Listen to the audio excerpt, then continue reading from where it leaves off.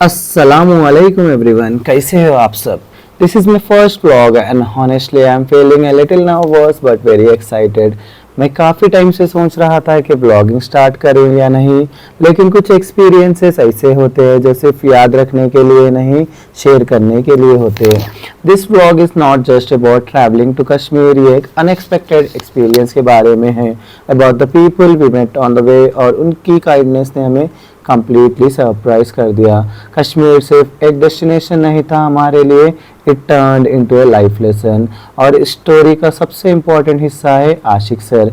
मिलिए आशिक सर से, जिनकी मेहमान नवाजी से हमें ये सीखने को मिला कि अनजान लोगों की मदद कैसे की जाती है और कैसे सिर्फ अपने रवैये से किसी का दिल छू लिया जाता है.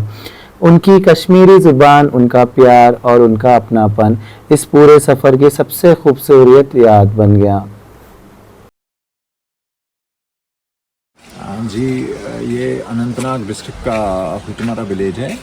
तो ये रात को ये हमारे गेस्ट्स परेशान हुए थे, तो इनके पास होटल वगैरह का कुछ ऐसा इंतज़ाम नहीं था. तो एज ए कश्मीरी जो हमारा ट्रेडिशन रहा है, I welcome them wholeheartedly and I feel pride in making them stay at my small house.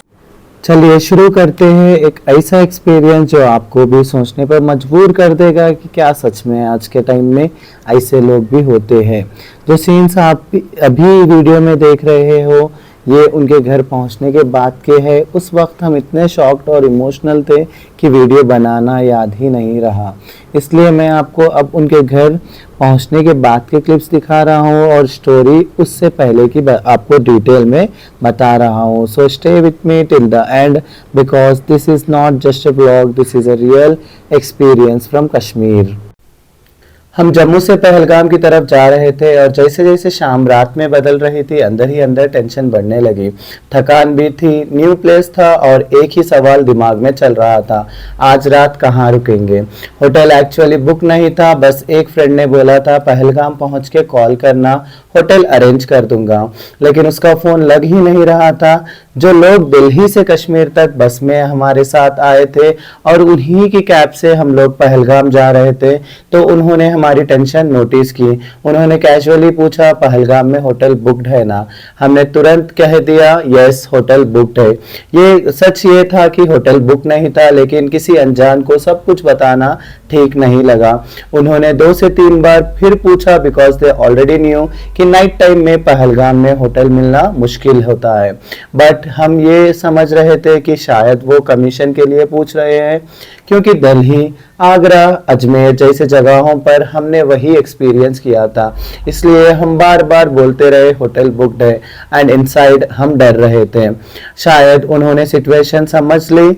उन्होंने कहा चलो 2 से 3 होटल चेक कर लेते हैं. कैब रुक गई, एक होटल फुल, दूसरा होटल फुल, तीसरा होटल फुल. एग्जैक्टली जैसा उन्होंने कहा था. उस मोमेंट पे हम ब्लैंक हो गए. तब उन्होंने कश्मीरी लैंग्वेज में अपनी सिस्टर को कॉल किया. थोड़ी देर बात हुई और फिर उन्होंने हमसे कहा आज रात आप लोग हमारी सिस्टर के घर रुक जाइए, उनको कोई प्रॉब्लम नहीं है. सच बोलूं तो उस वक्त हम डर गए थे. मूवीज, वीडियोस, न्यूज़ कश्मीर के बारे में ज़्यादातर नेगेटिव ही दिखाया जाता है. हम सोच रहे थे कहीं कोई प्रॉब्लम तो नहीं हो जाएगी, but we had no other option. जब कैब उनकी सिस्टर के घर के पास रुकी, जो हमने देखा वो सब कुछ बदल दिया. वो लोग पहले से गेट के पास खड़े थे, स्माइलिंग, वेटिंग. जैसे ही हम उतरे वो लोग इतनी खुशी से सामान निकालने लगे जैसे हम कोई गेस्ट नहीं बल्कि उनके अपने रिश्तेदार हो. उस एक मोमेंट में सारा डर, सारी नर्वसनेस एकदम से गायब हो गई. अंदर जाते ही ब्लैंकेट्स, रूम हीटर, कंगड़ी, गरम गरम चाय और स्नैक्स सब कुछ रेडी था. जो लोग हमारे साथ थे, जो हमारे साथ कैब में थे और कश्मीर में थे, ये उनके भाई और जो है सो उनके वालिद साहब, जो हमें बहुत ज़्यादा मदद की है.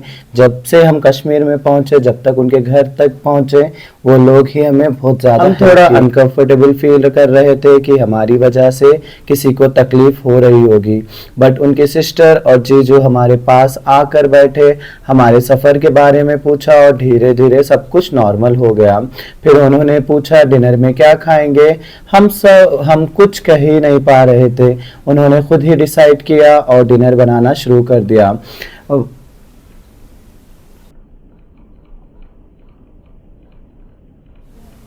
वाजवान यूजुअली 7 to 9 डिशेस का होता है, लेकिन रात ज़्यादा हो गई थी और उनको लगा हम भूखे होंगे, इसलिए सिर्फ 3 डिशेस बनाई और फिर वो बोले थोड़ा कम बन गया शायद। हम एक दूसरे को देखकर सोच रहे थे अगर ये कम है तो ज़्यादा क्या होता होगा। नेक्स्ट मॉर्निंग हम थोड़ा लेट उठे, लेकिन उन्होंने हमें डिस्टर्ब तक नहीं किया।